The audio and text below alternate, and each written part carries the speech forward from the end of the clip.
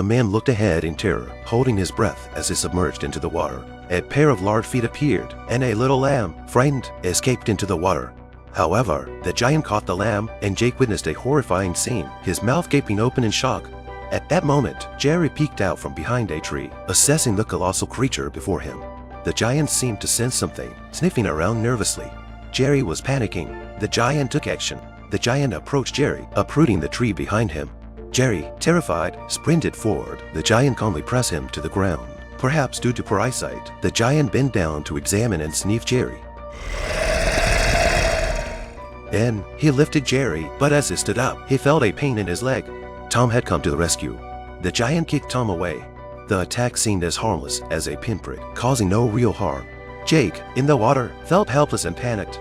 The giant approached him, forcing him to submerge once again. Helplessly, he watched as the giant walked away. This is a giant chef with a cleanliness obsession. After finishing his nose-picking snack, he throws humans onto the dough, sprinkles some flour, then uses his clean hands to wrap up the man. Along with the little pigs, ready for cooking, the giant picks up bamboo skewers, and with each plunge, a pig loses its life. He raises the skewer in front of the man. Fortunately not hitting any vital parts, the giant picks up the baking tray and places it in the primitive oven. As the flames roasted, the man's face turns as red as a tomato. Watching his dinner, the giant happily scratches his armpit. It smells good. With meat on the menu, there should also be some vegetables for a balanced diet. The giant picks a handful of vegetables as garnish. He takes up a knife and demonstrates exquisite cutting skills. Then, he takes a woman out of a cage, ignoring her screams, and places her on the cutting board, just as he is about to make his move.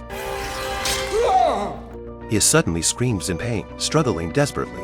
In the end, the giant never expected that he would be killed by his own ingredients. This man looked ahead in horror. The next second, he hurriedly buried his head in the water, not daring to move a muscle. A pair of giant feet appeared on the riverbank. Then a giant grabbed the fleeing sheep and shoved it into his mouth. The man in the water opened his mouth wide in fear.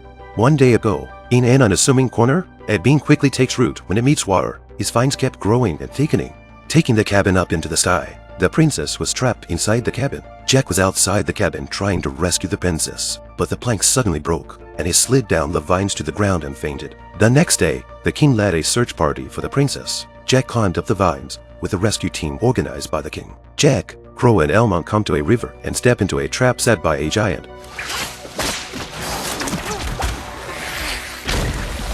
They use their knives to cut the rope and escape, but the giant soon found Crow hiding behind a tree. He uproots the tree. Crow was so frightened that he turned and ran away, but the giant only took 2 steps to catch up with him and pin him to the ground. The giant saw a human for the first time. He knelt down to get a closer look. Then he grabbed Crow and was ready to leave. Elmont, trying to save Crow, rushed forward and drove his sword into the giant's ankle. The giant kicks him over. Elmont hits a rock and passes out. With that, the giant easily captured the 2 humans.